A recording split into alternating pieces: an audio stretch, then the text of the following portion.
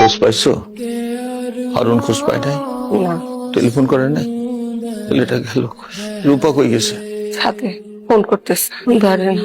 তুমি এরকম করলে কেন? ওর সাথে কি করছে আমার ছেলে? মানুষের ছেলেরা কত কিছু করে, কত রকম অন্যায় করে। আমার ছেলেটা কত লক্ষ্মী, বাড়ির সব কাজ করে, আমরা যখন যা বলি সব করে। সামান্য একটা কারণে একেবারে জেলে বসায় দিল।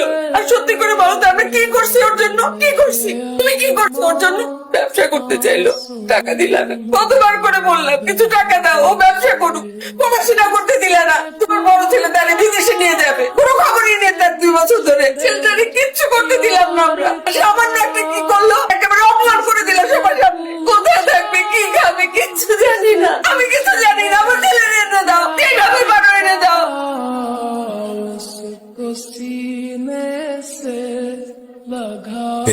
আমার মাফ করে দিস, আমি তোর জন্য আর কিছু করতে পারবো।